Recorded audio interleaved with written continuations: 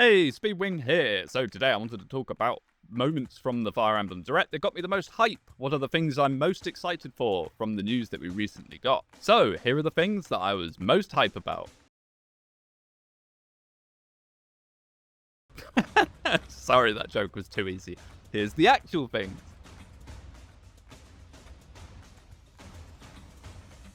New classes are always incredibly exciting. How are they going to change up the meta of the game? How is the gameplay going to be affected by the presence of these new threats and new tools for the player?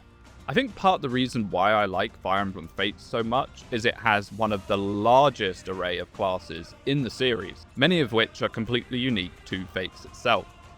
We've already seen quite a lot of new classes. For example, the chariots and elephants that we had sort of seen before are now confirmed as playable, which is huge.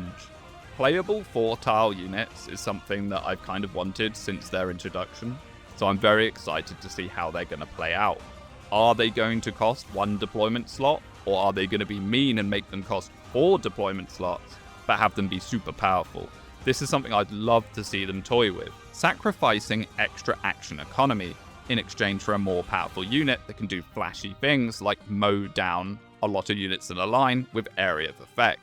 But let's not forget that the enemy gets these tools as well. We've seen enemy chariots showcasing a sort of zone of control, so I think it's going to be quite fun to position your units in a way that they don't get mowed down.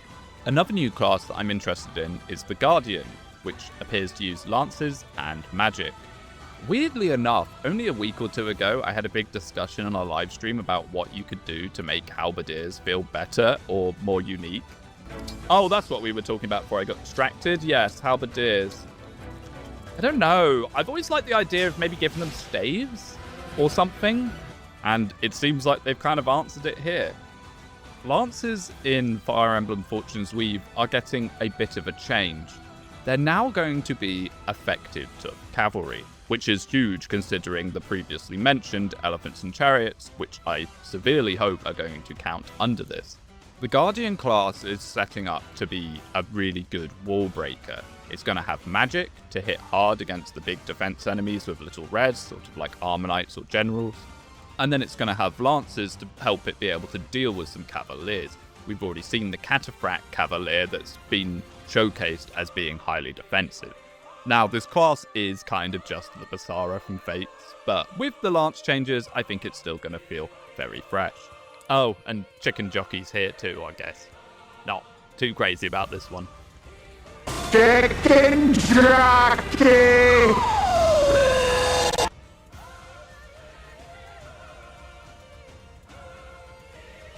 Weirdly enough, another thing that I mentioned only a week or two ago was that I would like to see more gods and religion in Fire Emblem. And my prayers have been answered, as this game is going to heavily revolve around the gods, and their impact on the story is going to be quite significant.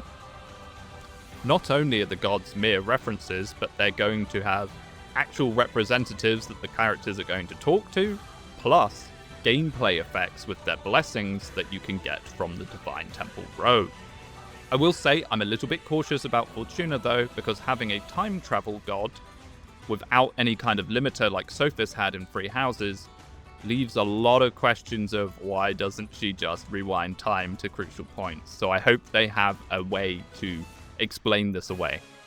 Probably the god that I'm most excited for hearing more information about is the one for Ceramis. The Keeper of Death and Night. Very edgy. Yeah, I'm sure nothing wrong can come from accepting unimaginable power from a big deity, Theodora. Now, you do you, girl. I'm sure there'll be no consequences for this at all.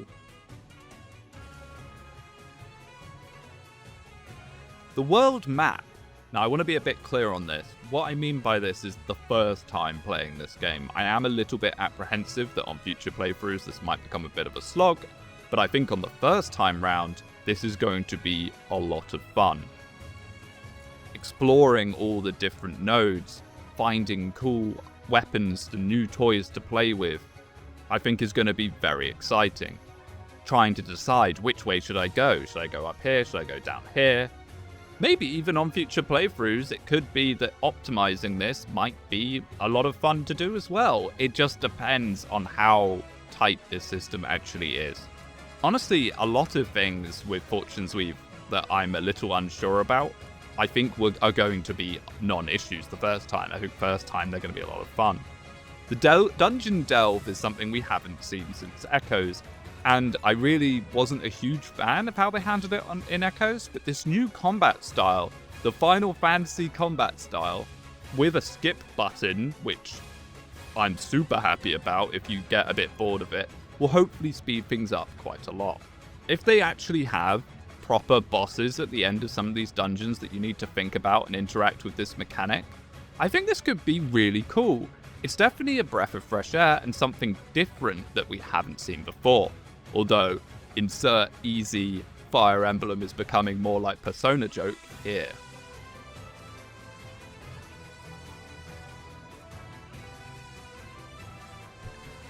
Fortune's Weave is shaping up to have an absolutely enormous playable cast. It feels like every single bit of new information we get just reveals more characters, which is amazing. And not only are we getting more characters, but there's such a vast range. There's pretty much something here for everyone. Characters that would have been relegated before to being one-note bosses are now fully playable, and I think that's absolutely amazing. Now, I do wonder if part of the reason we're getting so much is characters are going to be more exclusive to Roots than we might think, but we'll have to wait and see on that one. But this is just massive for me. However, intelligent systems, give me more information on this girl and my life is yours. They keep revealing more and more and more, and she is just relegated to a small image on a random screenshot thrown up on a website. Please, I'm begging you. The good news about this huge cast is that it might mean that Fortune's Weave ends up being a game that's a lot more approachable to Iron Man than its predecessor, Three Houses. Three Houses is one of the worst games to Iron Man in the series, and it's a big turn-off for me. But if a lot of these characters aren't exclusive to Roots, and you can burn through them a little bit if you make some mistakes and errors, that is absolutely perfect for me. So there you have it. Those are the things that I'm most hype and excited about since the Fortune's Weave Direct. Hey, who could have guessed I can be positive sometimes? So what are you most hyped and excited about? I'd love to hear it. Please let me know down in the comments. And until next time, I will catch you later.